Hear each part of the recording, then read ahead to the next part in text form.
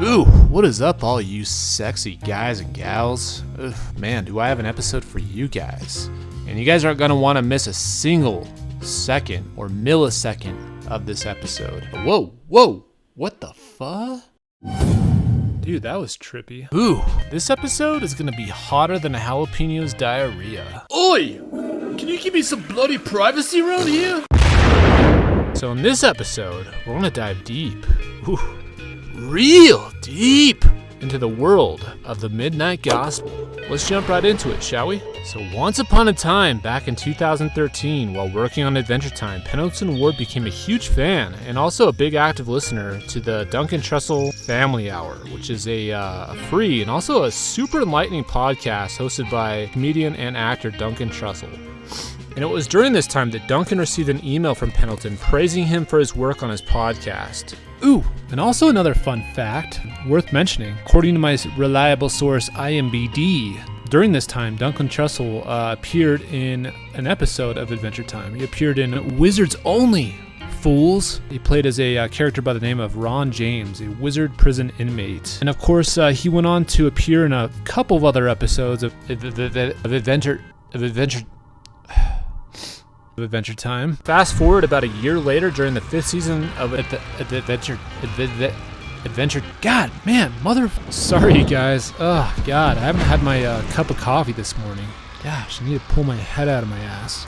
Anyways, getting back to it. Fast forward about a year later during the 5th season of Adventure Time, Pendleton stepped down as the showrunner, explaining that the show was negatively affecting his quality of life. And despite the fact that in interviews, I guess Pendleton announced that he would never work on another series anytime soon, the idea of the Midnight Gospel was lurking around the corner. Sometime later, I guess Ward and Trussell became really good friends, and Ward suggested to Trussell to turn his podcast into an animated series. And according to my reliable source, Wikipedia, originally Trussell was super skeptical of the idea, and I guess he declined involvement because he was too busy with his podcast. And in 2018, like any good love story, Ward approached him once again, this time winning Trussell over with a 5-minute rough concept featuring Dr. Drew as a zombie-slaying president. And later, this concept ended up being incorporated into the pilot of the series. And also, according to my source Wikipedia, both Trussell and Ward took this concept and pitched it to Mike Moon, who's the art director for adult animations at Netflix. And in 2019, Netflix ordered 8 episodes, which premiered on Netflix on April 20th, 2020. Once Pendleton and Trussell got the green light, the two assembled a team of around 190 people from Titmouse Studios, a team of comedians, and then the birth of the Midnight Gospel began. God damn it. Freaking leaf blowers? Really?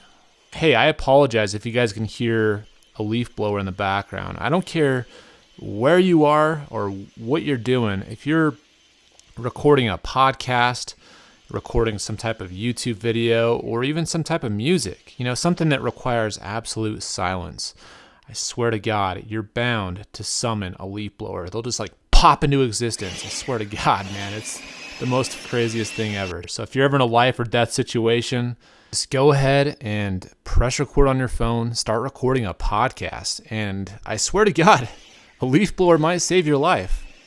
And if you guys haven't seen The Midnight Gospel, I'll give you a little brief summary of what The Midnight Gospel is about. The Midnight Gospel is an adult-humored animated Netflix series that revolves around a space caster named Clancy Gilroy, who lives on a psychedelic-like world known as the Chromatic Ribbon, which is basically like a tape-like planet situated in the middle of a colorful void where simulation farmers use powerful bioorganic computers to simulate universes and travel to a wide variety of different inhabited planets, each experiencing their own unique version of an apocalypse. Wow, that's a mouthful. And in each episode, Clancy travels to these planets with 2 goals in mind.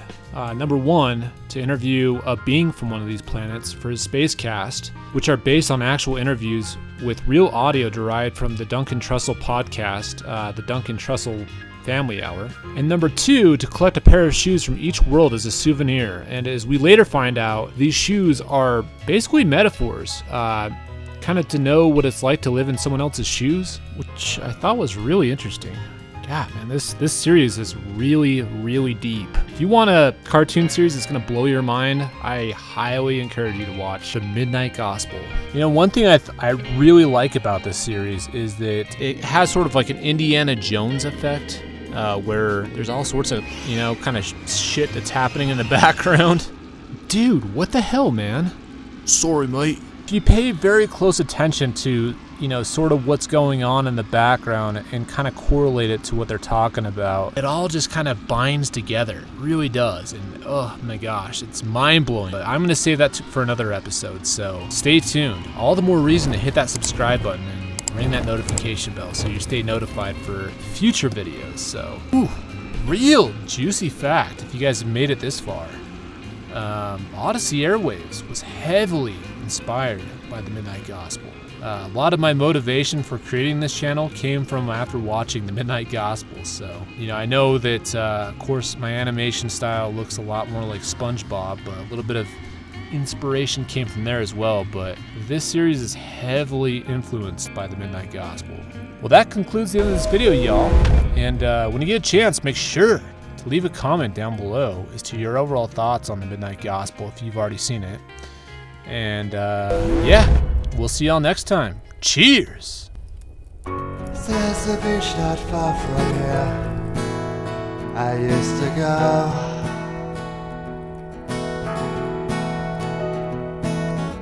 Where I would spend my younger days happy alone.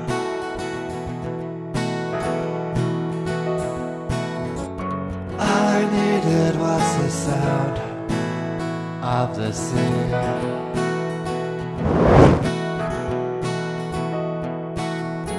And feel the waves come crashing down.